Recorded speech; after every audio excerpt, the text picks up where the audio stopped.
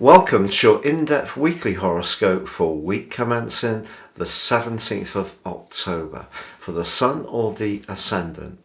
I'm going to give you a broad overview of what to expect, but please stay with me. I will then dive deep to give you in forensic detail each of the 12 zodiac signs from Aries through till Pisces. Now, as this week begins, we still have that Libra season. The Sun, Mercury and Venus all in the sign of Libra, but Venus is the ruler of Libra, so this gives it a particular resonance. Now by Saturday, the Sun and Venus come into an exact conjunction, but it's right at the end of their stay in the sign of Libra, because on Sunday they move into Scorpio. So I need to tell you about that for each of the 12 signs, but also the ruler traditionally of the sign of Scorpio is Mars, and the Sun's forging a really energized link to Mars this week, which is brilliant if we're wanting to have enthusiastic conversations.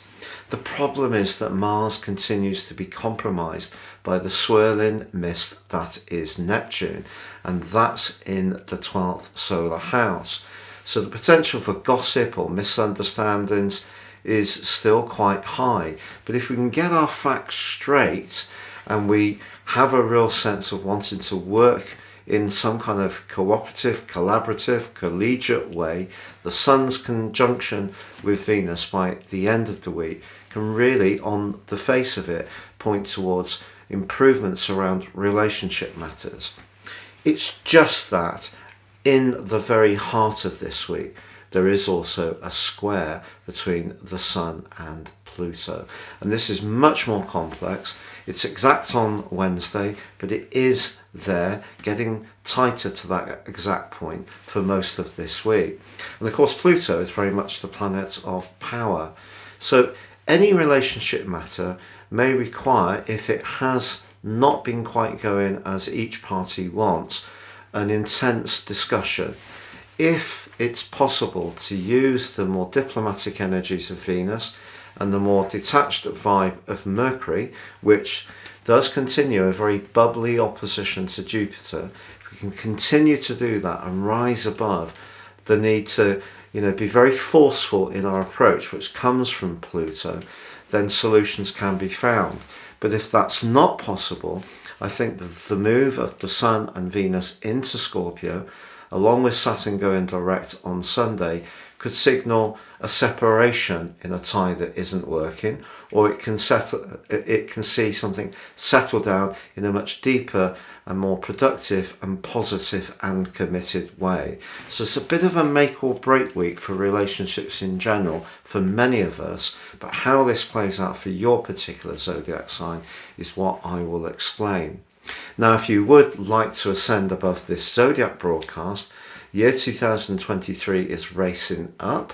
If you want your personal forecast for that year, if you give me 3 pieces of personal data of time, date and place of birth, I can give you your 2023 personal forecast, but the rest of this year free.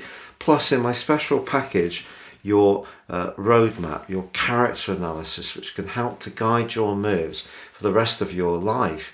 This will give you invaluable information to help you to understand some of life's repeating patterns for you, but also where you can seize opportunities.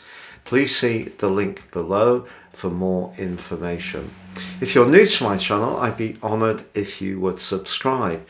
If you decide to do so, please click or tap on the bell notification symbol. If you're an ongoing viewer, thank you so much for your continuing views. So Virgo, your week commencing the 17th of October forecast begins with Mars still in that very proud and dominant part of your situation, and linking to the rather dreamy and potentially confusing energy of Neptune.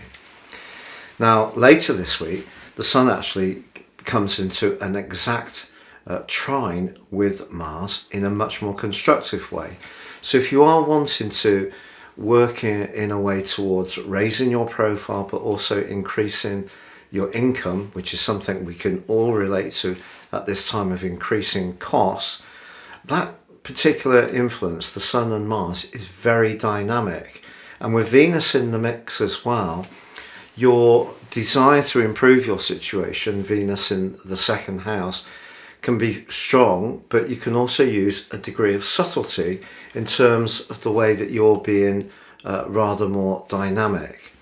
Now, it is the case that Pluto, the planet of change and transformation, can be to do with secrets, can be to do with corruption even. That's in your fifth house, which is very much to do with, enjoying life's everyday pleasures. And because of the combination of the Sun and Venus in your second house, if something's offered to you this week and it seems a really good proposition, just be aware of Neptune's ongoing right angle to Mars, because, smoke and mirrors is a kind of good description for what that energy can create, because Mars is about desire and Neptune in your sector of relating is the information or connections you're having to others. So I think Pluto could see something transpire this week which looks very tempting indeed, but are there any strings attached? This could equally be the case that you're really drawn towards someone in a more romantic way too. Now Mercury and Jupiter, Mercury your ruler, are also in an opposition.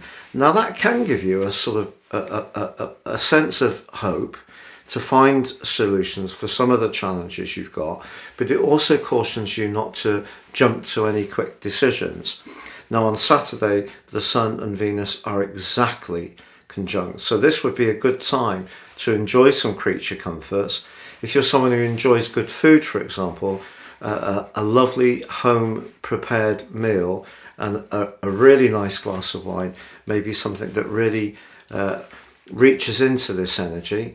And if you are lucky enough to be in a relationship where the intimacy side of the tie is good, then there can be an opportunity to connect positively like that too. But then on Sunday, the Sun and Venus move into your third house, very much to do with everyday communication. But Venus in Scorpio is not at its best. So over the next few weeks, it will be important to say what you mean and mean what you say. If you come across in a way which other people think is, a little bit insincere, even if it's not intentional, then that could be something that catches you out. So it is a time to just measure your words carefully. But also on Sunday, Saturn ends its long retrograde. And if your physical vitality or your job has proven to be lower and there's been a lot of demands professionally since early June, I can't say they're going to come to a close immediately, because Saturn continues its rather tense right angle with Uranus right through to the end of November. But I think this is the beginning of the end, if not the absolute end, of this very difficult energy which has lasted the last 2 years.